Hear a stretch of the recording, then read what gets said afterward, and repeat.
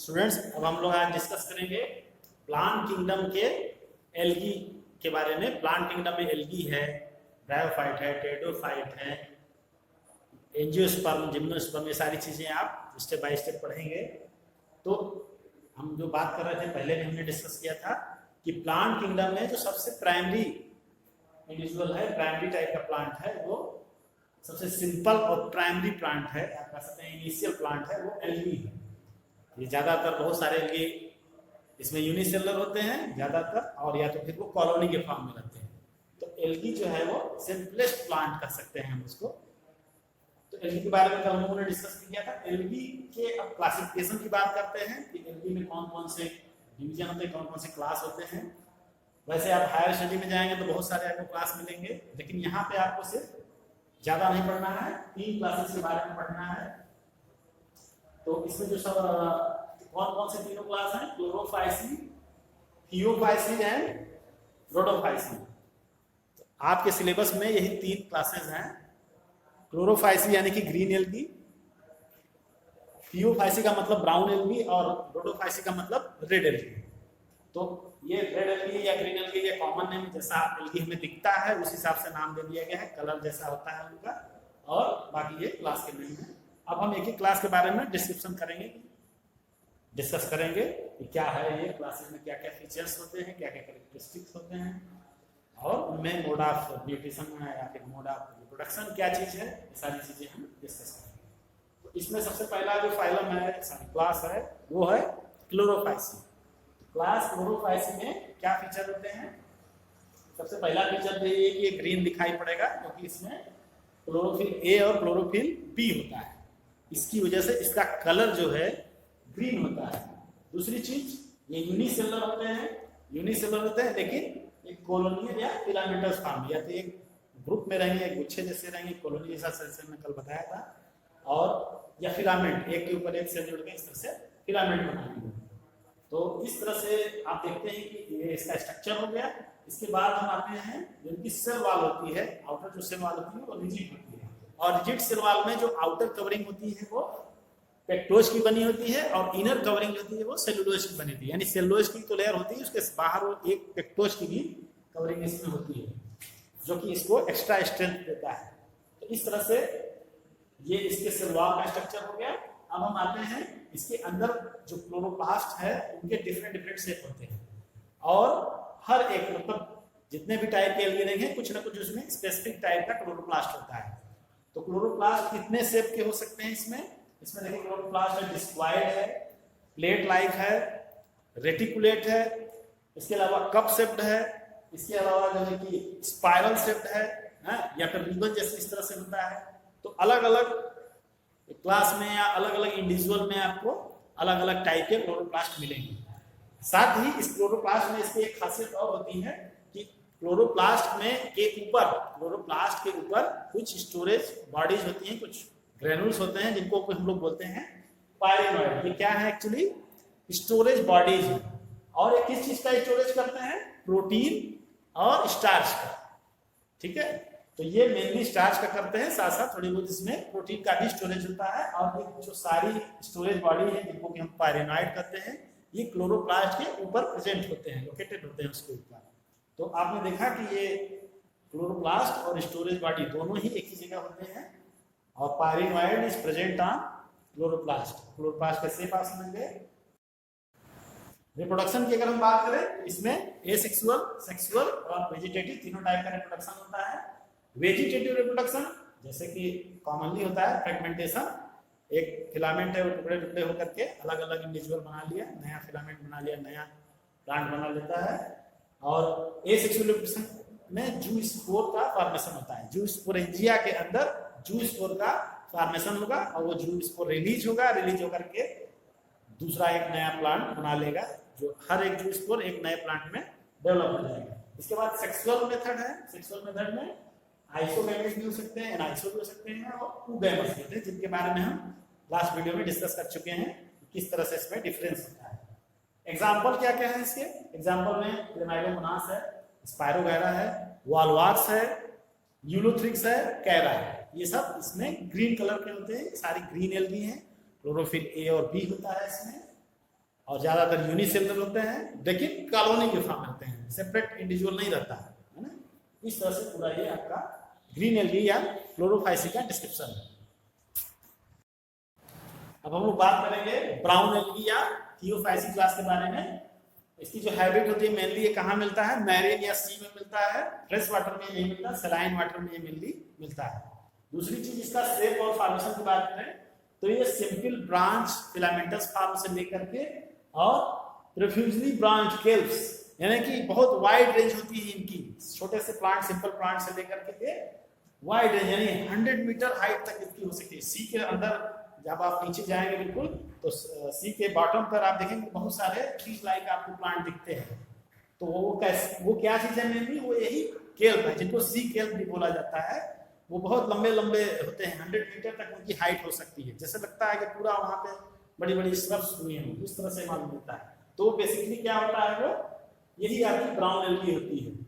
दूसरी चीज इसमें जो सेलवाल होती है, इनकी सेलवाल कैसी होती है, सभी जो जितने भी एल्गी हमने बताया सबकी जो इनर सेलवाल होती है वो कैसी होती है, सेलुलोज की बनी होती है, और इसके बाहर के ऊपर एक कवरिंग होती है। तो ये कवरिंग किस मटेरियल की बनी होती है, एल्गिन की बनी होती है।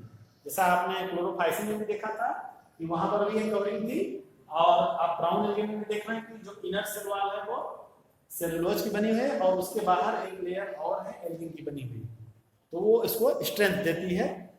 इसके साथ साथ इसमें कौन कौन से क्लोरोफिल मिलते हैं, क्लोरोफिल ए एंड सी है ना। इसके अलावा ज़ैंथोफिल और कैरोटीनॉइड्स, ये भी इसमें पिगमेंट मिलते हैं। तो पिगमेंट इसमें कौन कौन से हो गए, chlorophyll A, chlorophyll C, carotenoids and xanthophylls. Xanthophylls में भी मेनली क्या होता है, इसमें फ्यूकोजैंथिन, ज्यादातर इसमें कौन सा ज़ैंथोफिल होता है, फ्यूकोजैंथिन। और फ्यूकोजैंथिन की वजह से इसमें डिफरेंट शेड्स होते हैं, यानी कि ऑलिव ग्रीन से लेके डिफरेंट ब्राउन शेड बनते हैं। वो ज़ैंथोफिल के अंदर फ्यूकोजैंथिन की जो उसकी वैल्यू है, जितना वो ज़ैंथोफिल होता है ज़ैंथोफिल के अंदर फ्यूकोजैंथिन, उसके हिसाब से उनका कलर वेरी करता है, चेंज करता है। यानी कि ऑलिव ग्रीन से लेके डिफरेंट ब्राउन शेड्स इसमें बनते हैं, किसकी वजह से, ज़ैंथोफिल और फ्यूकोजैंथिन की वजह से। ठीक है। इसके बाद हम क्लोरोप्लास्ट की अगर बात करें तो क्लोरोप्लास्ट जहाँ होता है उसके साथ साथ वहाँ पे एक सेंट्रल वैक्यूल भी होती है और न्यूक्लियस भी होता है। तो इसका क्लोरोप्लास्ट सेंट्रली होता है, इसके साथ साथ उसमें एक वैक्यूल भी होती है बीचों बीच, और न्यूक्लियस भी होता है। न्यूक्लियस तो सभी में होता है, लेकिन इसमें सेंट्रल वैक्यूल थोड़ी बड़ी सी होती है। इसके बाद हम इसके फूड स्टोरेज की अगर बात करें तो फूड स्टोरेज में मेनली क्या है, ये कार्बोहाइड्रेट का स्टोरेज होता है इसके अंदर। और जो कार्बोहाइड्रेट बेसिकली इसमें कौन कौन से होते हैं, जैसे मैनिटॉल या लैमिनेरिन या मैनिटॉल इसके अंदर स्टोरेज होता है। वो बेसिकली क्या है, वो कार्बोहाइड्रेट है। ठीक है। इसके अलावा हम इसके स्ट्रक्चर की बात कर रहे हैं, जैसे अभी हम बात कर रहे थे ऊपर कि ये 100 मीटर हाइट तक होता है। तो आप यहाँ पे स्ट्रक्चर देखिए, ये एक इसके 3 पार्ट होते हैं। जो ऊपर वाला लीफ लाइक स्ट्रक्चर होता है, इसको हम लोग बोलते हैं फ्रॉन्ड, और उसके बाद जो स्ट्रिप होती है जिससे अटैच होता है, जैसे लीफ की पेटियोल होती है उस तरह से यहाँ स्ट्रिप होती है। इसके बाद नीचे होल्ड फास्ट होता है। तो ये एक मॉडिफिकेशन है एक तरह का, जो कि इस तरह के शेप में आ जाता है। ये है बेसिकली एल्गी ही, लेकिन इसका शेप आप देखेंगे तो जैसे लगेगा कोई लीफ हो। ये तो ये बेसिकली एंजियो की लीफ नहीं है, एंजियोस्पर्म या जिम्नोस्पर्म की, ये है आपका एल्गी ही। ठीक है। और ये काफी हाइट होती है, अप टू 100 मीटर तक हो सकती है। इसके बाद हम रिप्रोडक्शन की अगर बात करें तो रिप्रोडक्शन का वही मेथड है, फ्रैगमेंटेशन वेजिटेटिव रिप्रोडक्शन है। एसेक्सुअल रिप्रोडक्शन में इनमें बाइफ्लैजिलेटेड जू स्पोर होते हैं, और जो इनका फ्लैजिला होता है वो बराबर नहीं होता, वो छोटा बड़ा होता है, अनइक्वल होता है। जैसे आप इस फिगर में देखिए, एक छोटा है एक बड़ा है, तो इसमें 2 साइज के अनइक्वल साइज के फ्लैजिला होते हैं। और इसका जो जू स्पोर होता है वो पियर शेप्ड होता है। इसके अलावा हम आते हैं, अब सेक्सुअल रिप्रोडक्शन की बात करें तो सेक्सुअल रिप्रोडक्शन में आपको वही आइसो एंड आइसोगैमेट्स आपको मिलेंगे देखने के लिए। एग्जांपल इसका क्या है, Ectocarpus, Dictyota, Laminaria, Sargassum and Fucus, ये सारे एग्जांपल हैं ब्राउन एल्गी के। तो इस तरह से आपने ब्राउन एल्गी का डिटेल देखा।